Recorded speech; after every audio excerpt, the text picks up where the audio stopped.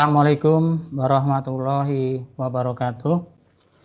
Selamat pagi dan salam sejahtera untuk kita semua. Berjumpa lagi dengan saya, Pak Suharji, dalam pelajaran Bahasa dan Sastra Indonesia kelas 9 SMP Negeri 1 Samarinda.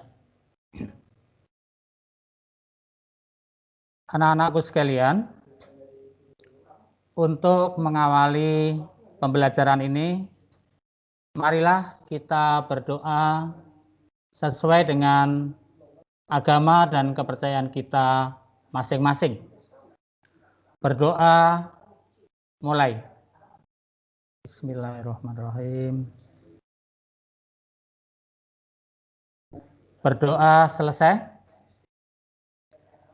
Anak-anakku sekalian, tidak lupa kita mengucapkan puji syukur kehadirat Allah SWT, Tuhan yang Maha Esa, atas segala karunia-Nya, sehingga kita semua pada pagi ini dapat mengikuti pelajaran Bahasa dan Sastra Indonesia. Mudah-mudahan kita semua dapat mengikuti dengan baik sampai usai nanti. Apa kabar anak-anak sekalian? Mudah-mudahan kita semua dalam kondisi prima. Mudah-mudahan kita semua dalam keadaan sehat walafiat, sehingga bisa mengikuti kegiatan ini sampai usai nanti.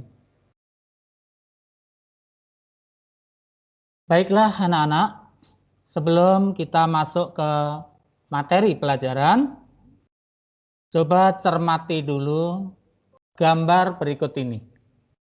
Bapak beri waktu sekitar 1 menit untuk mencermati gambar apa ini.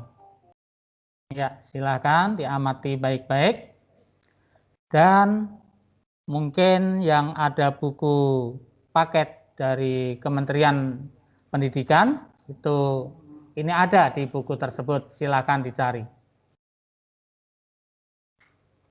Baik, saya kira sudah bisa dipahami ya, dicermati gambar tersebut. Nah, dengan adanya gambar tersebut, ada beberapa pertanyaan yang coba kalian jawab. Yang pertama, kegiatan apa yang terdapat dalam gambar tersebut? Ya, silakan dipikirkan. Apa kira-kira jawabannya?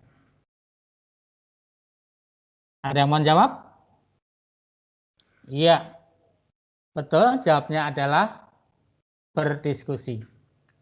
Jadi gambar tadi adalah menggambarkan sekelompok orang yang sedang melakukan kegiatan berdiskusi. Lalu, pertanyaan berikutnya, pernahkah kamu berdiskusi? Mungkin kalian sebagai pengurus OSIS, atau mungkin sebagai pelajar yang sedang belajar bersama di dalam satu kelas, mungkin kalian pernah melakukan kegiatan berdiskusi tersebut. Sehingga jawabannya mungkin bermacam-macam. Ada yang menjawab pernah, ada yang menjawab sering, ada yang kadang-kadang, bahkan mungkin ada yang tidak pernah. Ya, tidak masalah ya. Bagi yang sudah melaksanakan atau sudah pernah melakukan diskusi, bahkan sering, tentunya mempunyai pengalaman yang lebih dibanding yang belum pernah mengikuti kegiatan berdiskusi. Lalu, apa manfaat diskusi di dalam kehidupan sehari-hari? Ya, bagi yang pernah melakukan, apalagi yang sering berdiskusi, yang kadang-kadang mungkin bisa merasakan apa manfaatnya diskusi tersebut, khususnya manfaat dalam kehidupan sehari-hari. Karena diskusi itu tidak mesti harus secara formal, secara resmi, di rumah pun juga bisa melakukan diskusi bersama keluarga atau mungkin dengan orang tua, dengan kakak, dengan adik, dan sebagainya. Sehingga kita bisa merasakan apa manfaat diskusi tersebut. Nah, jadi manfaat diskusi ialah dapat memperluas pengetahuan serta memperoleh banyak pengalaman. Nah, sehubungan dengan pembicaraan diskusi tadi, kita masuk ke bab 3. Nah, mungkin ini ada salah tulis, bukan bab 3 sebenarnya, tapi mungkin masuk bab 5 karena ini materi ini sebenarnya sudah di materi sebelumnya. Yang jelas pada pertemuan ini kita akan membahas bab teks diskusi bagian pertama dengan materi pokok mengidentifikasi informasi teks diskusi. Kompetensi dasar 3.9 mengidentifikasi informasi teks diskusi berupa pendapat pro dan kontra dari permasalahan aktual yang dibaca dan didengar. Indikator pencapaian kompetensi. 1. Menjelaskan pengertian teks diskusi. Yang kedua, menjelaskan fungsi teks diskusi. Ketiga, mengidentifikasi informasi teks diskusi yang berupa pendapat yang pro dan kontra dari permasalahan aktual. Adapun tujuan pembelajaran yang ingin kita capai, setelah proses pembelajaran ini, diharapkan siswa dapat menjelaskan pengertian teks diskusi, menjelaskan fungsi teks diskusi, mengidentifikasi informasi teks diskusi yang berupa pendapat pro dan kontra dari permasalahan aktual. Baiklah, sekarang kita masuk ke kegiatan pembelajaran yang akan kita awali dengan membaca teks tentang pajak, dan teks ini bisa kalian buka atau kalian baca di buku paket pada halaman 118 sampai 120. Nah, ini yang ada buku paketnya, buku dari Kementerian Pendidikan. Itu silahkan dibuka. Bapak di sini juga akan membacakan, kalian juga mengikuti, membaca dalam hati pada buku yang disiapkan. Baiklah, Bapak bacakan teks diskusi berikut. Belum diberi judul, hanya permasalahannya tentang pajak. Kesadaran rakyat Indonesia membayar pajak masih sangat rendah. Sementara penerimaan negara selama 5 tahun terakhir 75–85% berasal dari penerimaan pajak. Haruskah kita berutang terus dengan bangsa asing? Kemandirian bangsa Indonesia akan tercapai jika kesadaran rakyat membayar pajak sudah tinggi. Sumber pembiayaan negara terbagi 3. Pinjaman luar negeri dan dalam negeri, penjualan sumber daya alam, dan penerimaan pajak.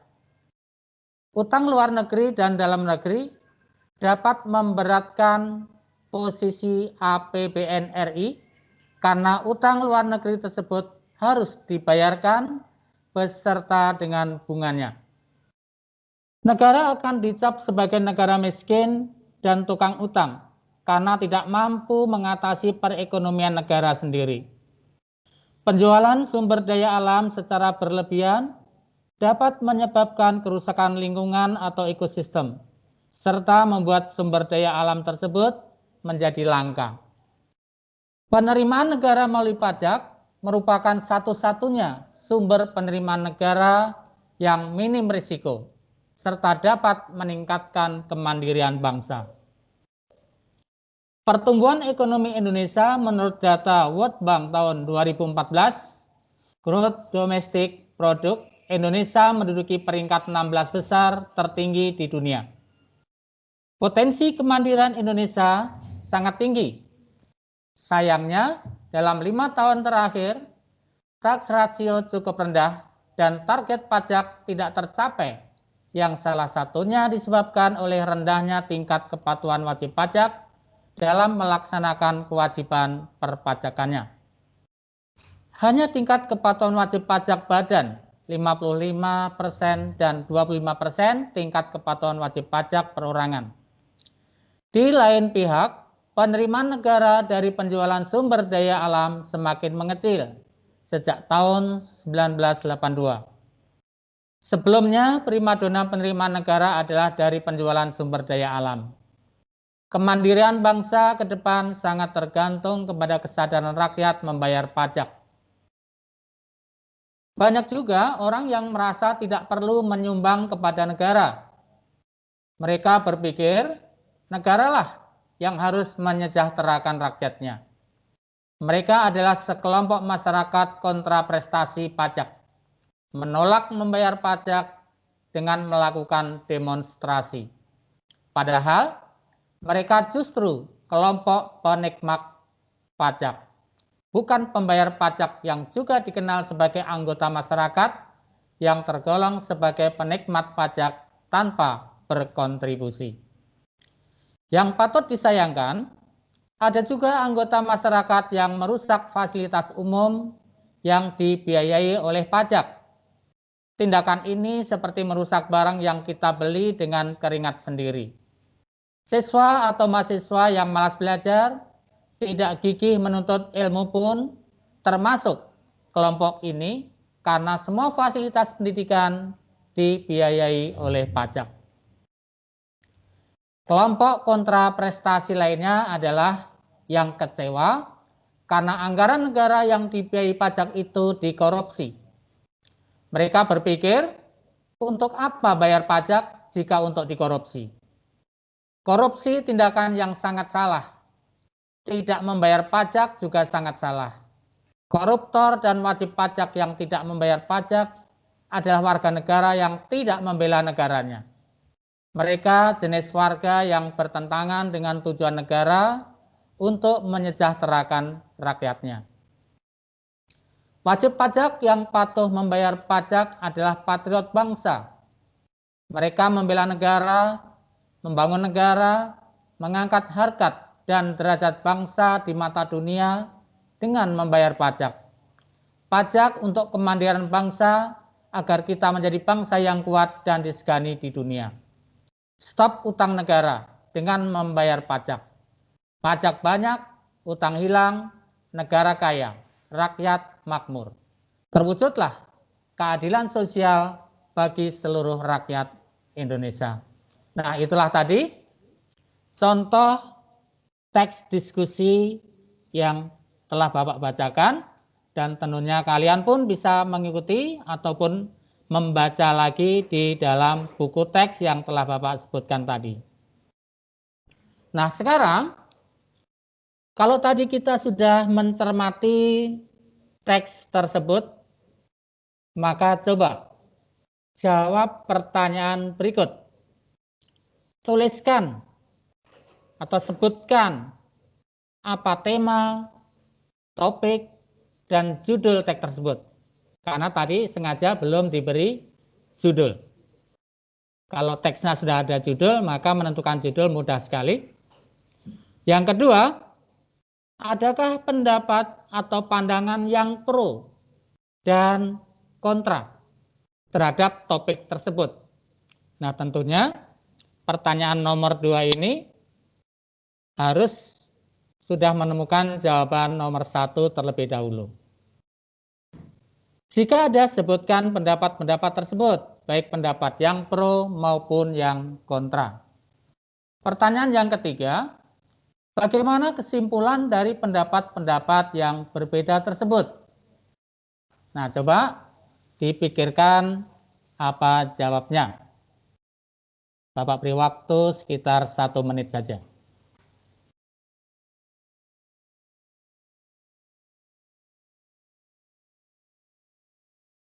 Ya, baik. Adakah yang ingin menjawab?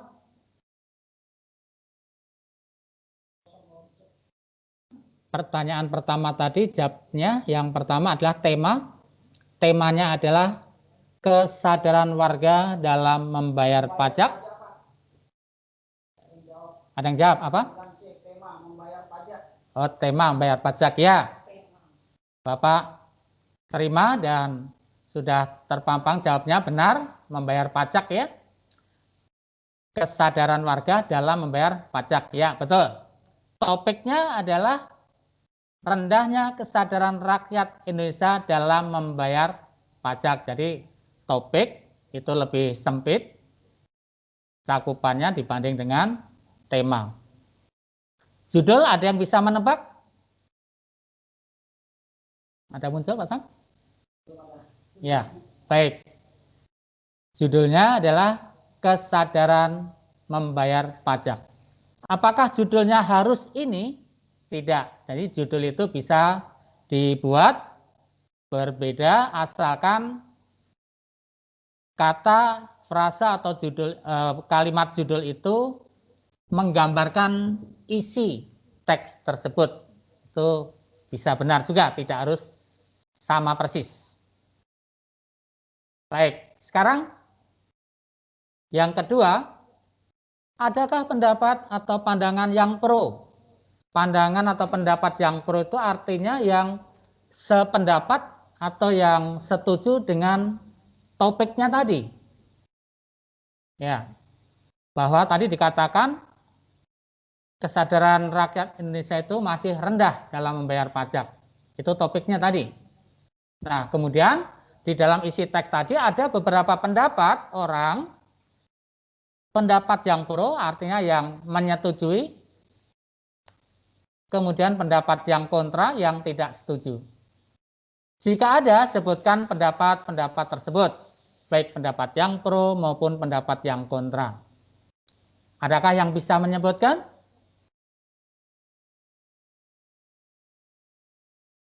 Jawabnya pasti ada. Ya, tinggal sekarang pendapat mana yang pro, yang setuju, yang membenarkan tentang topik tadi, dan pendapat mana yang tidak setuju. Ya, sikap yang pro. Kemandirian bangsa Indonesia akan tercapai jika kesadaran rakyat membayar pajak sudah tinggi. Kemandirian bangsa ke depan tergantung kesadaran rakyat membayar pajak. Nah, ini artinya pendapat yang setuju, yang mendukung bahwa rakyat Indonesia atau bangsa Indonesia itu harus sadar membayar pajak. Namun nanti ada juga pendapat yang tidak setuju membayar pajak.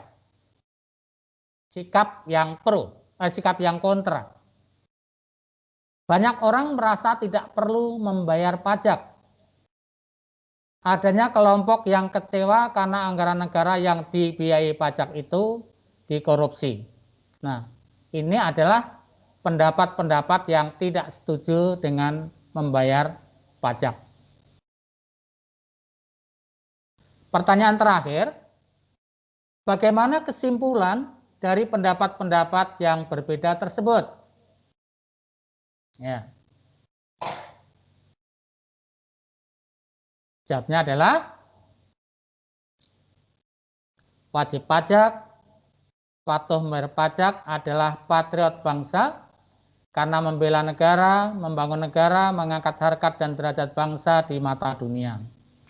Dengan banyak penerimaan pajak, hutang hilang, negara kaya, rakyat makmur, dan terwujudlah keadilan sosial, maaf ada salah tulis, bagi seluruh rakyat Indonesia. Nah, ini adalah merupakan kesimpulan di antara pendapat-pendapat yang pro dan kontra yang sudah dikemukakan pada teks tersebut. Dan kesimpulan ini sebenarnya sudah tertulis di bagian akhir teks tersebut. Nah, dengan demikian maka kita sudah menemukan beberapa informasi dari teks yang kita baca tadi. Nah, dengan menemukan jawaban-jawaban atas pertanyaan bacaan teks di atas, berarti telah menemukan informasi-informasi yang terdapat dalam teks tersebut. Jadi, untuk menemukan informasi-informasi dalam teks tersebut, kita dapat menggunakan atau dibantu dengan membuat kalimat-kalimat pertanyaan yang jawabannya sekiranya terdapat dalam teks tersebut dan kita temukan jawabannya, dan setelah menemukan jawaban-jawaban tersebut maka berarti kita telah menemukan informasi-informasi yang terdapat dalam teks tersebut. Nah, ditinjau dari uraian atau paparan isinya, teks tersebut, teks yang kita baca tadi, itu adalah merupakan teks diskusi. Nah, apa pengertian teks diskusi? Apa tujuan teks diskusi dan apa fungsi teks diskusi? Baiklah, kita mulai dari pengertian teks diskusi. Secara singkat, teks diskusi adalah sebuah teks yang memberikan dua pendapat berbeda mengenai suatu hal, yang satu pro dan satu kontra, yang menyebabkan kedua belah pihak menjadi saling membicarakan masalah yang sedang dipersoalkan atau didiskusikan. Pengertian lain, secara sederhana, yang disebut dengan teks diskusi adalah tulisan yang mengulas sebuah masalah atau isu dengan disertai argumen atau pendapat, baik yang mendukung maupun yang menentang isu tersebut, serta diakhiri dengan simpulan atau rekomendasi penulis. Jadi yang namanya teks diskusi itu merupakan teks tertulis, berbeda dengan istilah berdiskusi. Jadi kalau berdiskusi itu kita berbicara secara langsung, saling tukar pikiran atau tukar pendapat, sedangkan kalau teks diskusi itu adalah diskusi dalam bentuk tertulis. Adapun tujuan teks diskusi untuk menyelesaikan masalah yang terjadi dengan mempertimbangkan berbagai pendapat, baik dari pihak pro maupun kontra, agar mendapat jalan keluar terbaik dalam menyelesaikan masalah. Tujuan yang kedua adalah untuk mencari kesepakatan atau kesepahaman gagasan atau pendapat. Berikutnya adalah fungsi teks diskusi. Apa fungsi diskusi? Apa fungsi teks diskusi? Ialah sebagai salah satu cara untuk menyelesaikan masalah yang terjadi di tengah-tengah kehidupan masyarakat sehingga bisa diterima oleh pihak yang pro dan yang kontra. Nah, inilah fungsi teks diskusi. Yang kedua, dapat memperluas pengetahuan serta memperoleh banyak pengalaman. Nah, itulah tadi tentang pengertian, tujuan, dan fungsi teks diskusi. Nah, sekarang kita masuk kegiatan mengidentifikasi informasi teks diskusi. Nah, ini kalian diminta untuk melakukan kegiatan mengidentifikasi. Artinya menemukan informasi-informasi yang terdapat dalam teks diskusi. Bagaimana caranya? Tadi di awal sudah Bapak berikan contohnya, caranya dan contohnya. Informasi apa saja yang dapat kamu peroleh dari teks diskusi? Untuk menemukan informasi-informasi dari teks diskusi tersebut, terlebih dahulu ajukan pertanyaan-pertanyaan seperti contoh di atas tadi. Kemudian, jawablah pertanyaan-pertanyaan tersebut. Jawaban dari pertanyaan-pertanyaan tersebut merupakan informasi yang terdapat dalam teks diskusi tersebut. Nah, jadi saya kira mudah saja bagaimana cara menemukan informasi yang terdapat dalam teks diskusi. Masih ingat mungkin langkah-langkah tadi? Yang pertama tentunya kita membaca dengan cermat teks diskusi yang akan kita identifikasi informasi-informasinya. Langkah yang kedua, kita mengajukan pertanyaan-pertanyaan berkaitan dengan isi teks diskusi tersebut, kemudian temukan jawaban-jawabannya. Dan jawaban-jawabannya itulah yang merupakan informasi dari teks diskusi. Saya kira tidak sulit dalam hal ini. Nah, mungkin sebelum Bapak memberikan tugas, ada yang mau bertanya?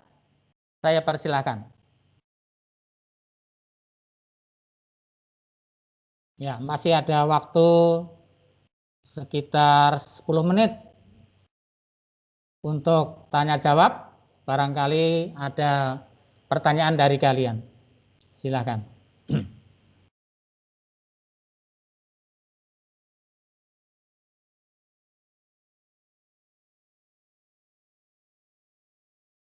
Ya, ada yang mau bertanya berkaitan dengan teks diskusi, khususnya dalam hal menemukan informasi yang terdapat dalam teks diskusi tersebut. Belum ada, Mas. Kosong. Ya, barangkali kalian mengikuti pembelajaran ini sambil tidur, sambil ngantuk, atau mungkin bingung, ya. Atau Bapak yang terlalu cepat menyampaikannya. Ya. Dengan demikian, maka kalau belum bisa menyampaikan pertanyaan langsung sekarang, ya, di kelas pun juga sering seperti ini. Diberi kesempatan bertanya, banyak yang diam. Nah, diam itu banyak tanda tanya. Diam apakah sudah paham, apakah diam karena tidak paham, bingung, dan sebagainya. Nah, oleh karena itu, Bapak sebagai guru untuk bisa mengetahui bahwa sebenarnya materi ini kalian pahami atau tidak, setelah Bapak memberikan tugas. Kalau tugas itu dapat dikerjakan dengan mendapatkan nilai yang baik, oh berarti diamnya hari itu adalah sudah paham. Tapi kalau mengerjakan tugasnya juga sepertinya jawabannya tidak maksimal, tidak memuaskan, ya mungkin benar-benar masih kurang paham dan perlu ada remedial nantinya. Baik, karena belum ada yang bertanya, maka ada. Iya.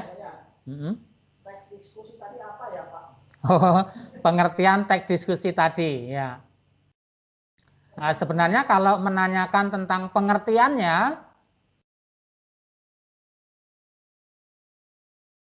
ini tidak perlu dihafal sebenarnya.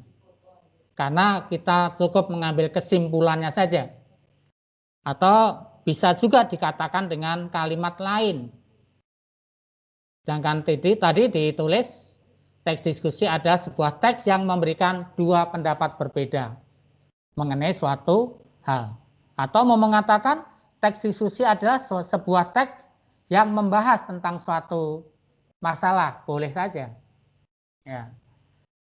Dan tentang pengertian ini nanti Bapak tidak akan menanyakan dalam bentuk soal.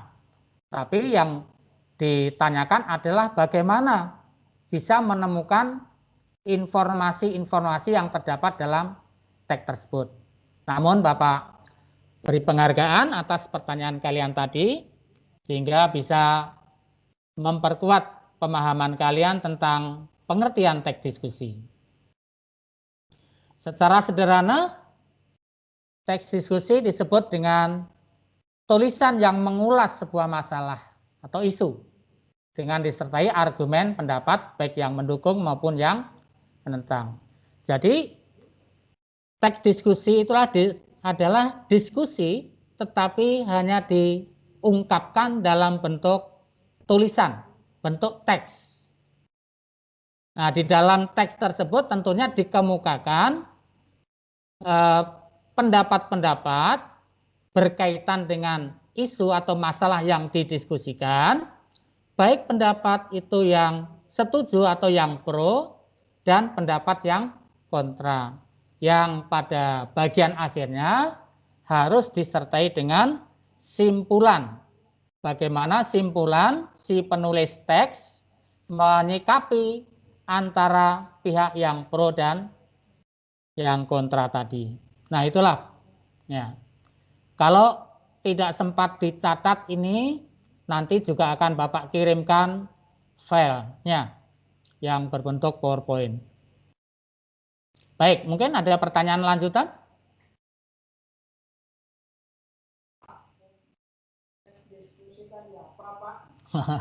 Fungsi teks diskusi tadi, ya ini.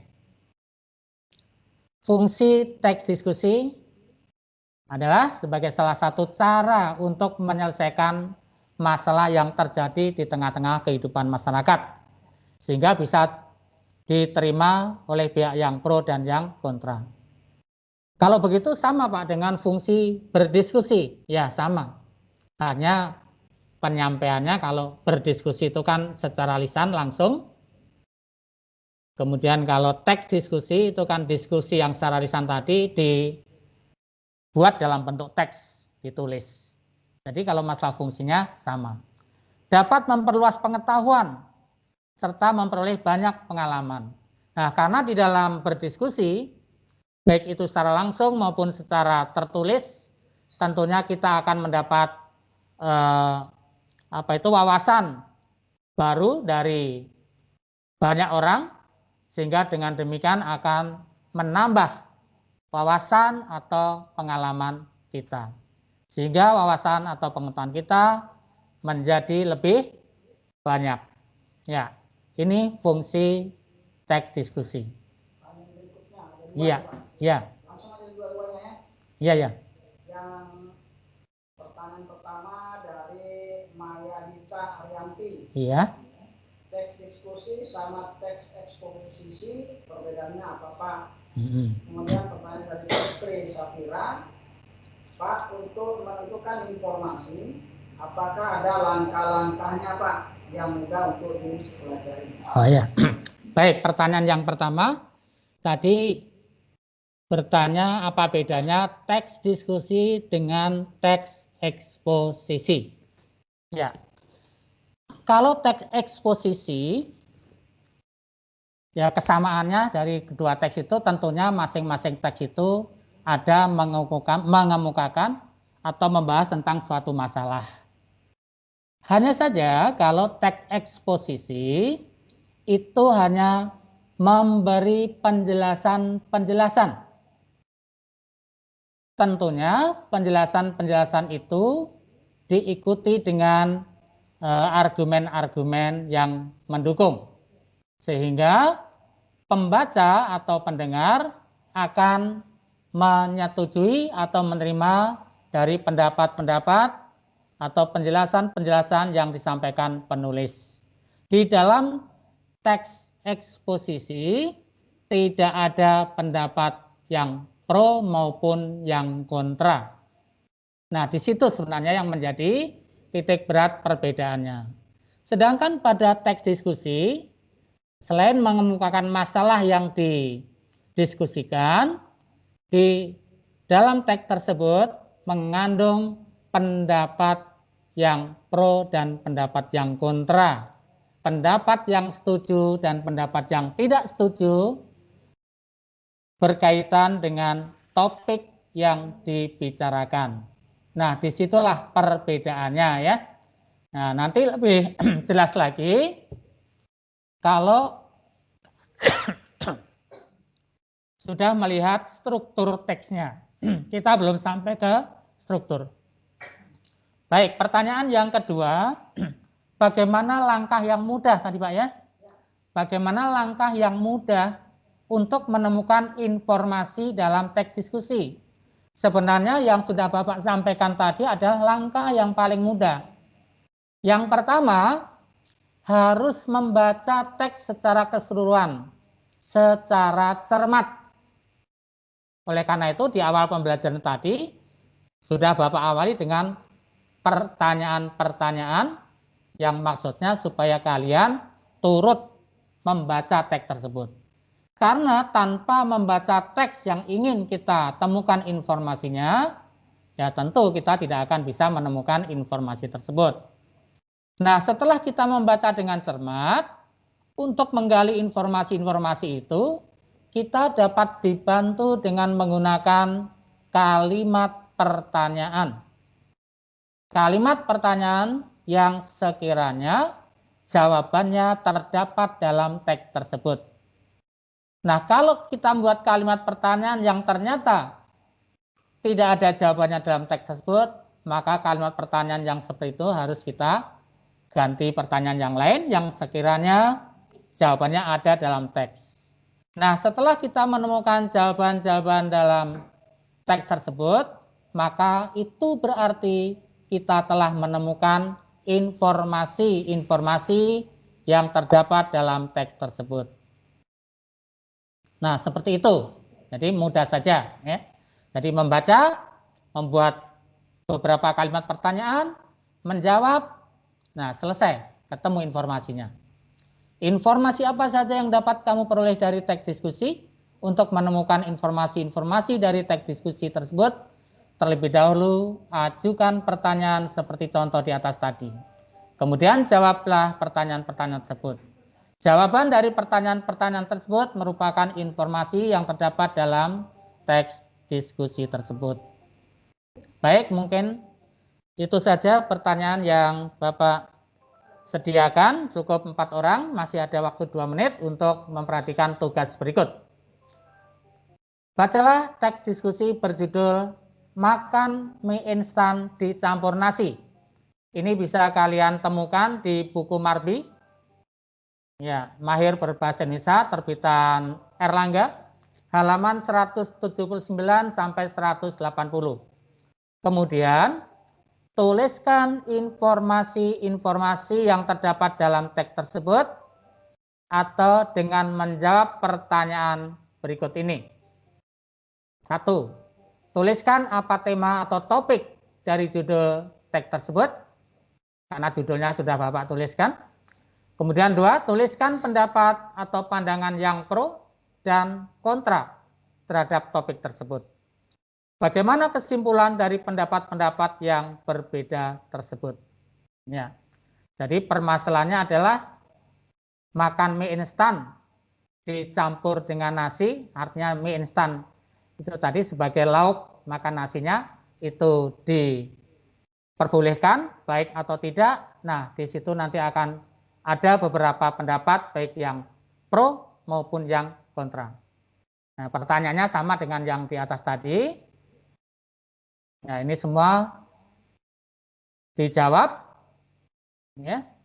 Dengan demikian, maka berarti kalian sudah menemukan informasi-informasi yang terdapat dalam teks diskusi yang berjudul Makan Mie Instan Dicampur Nasi. Baik, itu tugas yang harus kalian selesaikan, yang harus dikirimkan jawabannya paling lambat besok. Karena hari Rabu kita akan ketemu lagi dengan materi lanjutannya yang akan disampaikan oleh, kalau tidak Pak Marsono, Pak Lahuri. Demikian dari Bapak, lebih kurangnya Bapak minta maaf. Bapak akhiri. Assalamualaikum warahmatullahi wabarakatuh.